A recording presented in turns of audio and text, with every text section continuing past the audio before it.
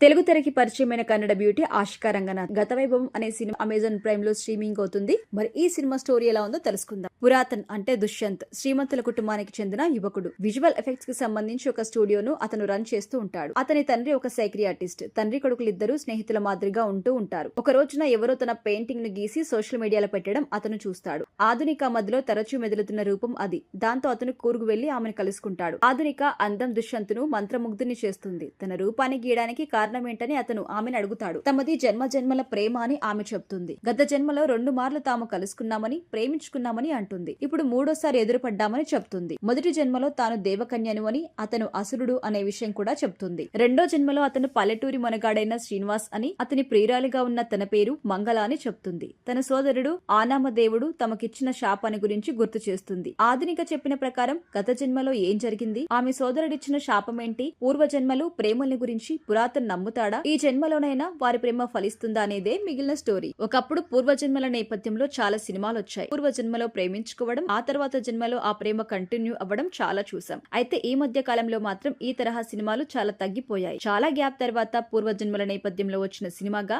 గత వైభవం గురించి మాత్రం చెప్పుకోవచ్చు. మొత్తం 4 ఎపిసోడ్స్ గా ఈ సినిమా కనిపిస్తోంది. ఒకవైపున క్షీరసాగర మదనం, మరొక వైపున అసురుడి దేవకన్య ప్రేమించడం మొదటి ఎపిసోడ్. ఈ నేపథ్యం కోసం వేసిన సెట్ బాగుంది, కానీ స్కూల్ పిల్లల కోసం ప్రదర్శించే స్టేజ్ నాటకాన్ని తలపిస్తుంది. తర్వాత ఎపిసోడ్ పోర్చుగల్ షిప్ అంటూ కొనసాగుతుంది. సముద్ర నేపథ్యంలో షిప్ లో నడిచే కథ. ఇదైతే సహనానికి పరీక్ష పెడుతోంది. ఇక 3వ ఎపిసోడ్ విలేజ్ నేపథ్యంలో అనాలు కానీలు అనే కాలంలో నడుస్తోంది. హీరో హీరోయిన్ శ్రీనివాసన్ మంగళ పేర్లతో కనిపిస్తారు. నేపథ్య సంగీతం అయితే బాగుంటుంది. అయితే ప్రజెంట్ సిచ్యువేషన్ వస్తే, ప్రస్తుత కాలానికి వస్తే ఇక్కడైనా ఆడియన్స్ ఆశించే అంశాలేమైనా ఉంటాయా అనుకుంటే అప్పుడు పొరపడ్డట్టే. ఏ ఎపిసోడ్ చూసినా ఏమున్నది ప్రయోజనం, ఎక్కడ కూడా లవ్, రొమాన్స్, ఎమోషన్ జాడలేదే అని అనుకోకుండా ఉండలేం. చివరి నిమిషంలో అటు హీరోను ఇటు హీరోయిన్ ను ఉరుకులు పరుగులు పెట్టించి ఆడియన్స్ ని మరింత కంగారు పెట్టేసి కన్ఫ్యూజ్ చేస్తారు. అసలు ఉన్న కథే అంతంత మాత్రం అనుకుంటే అది కాస్త అర్థం కాకుండా చేసేసి ఆలోచనలో పడేసి బయటికి పంపించేస్తారు. విలియం డేవిడ్ ఫోటోగ్రఫీ బాగుంది. విలేజ్ నేపథ్యంలో సీన్స్ అయితే చిత్రీకరణ బాగుంది. హీరో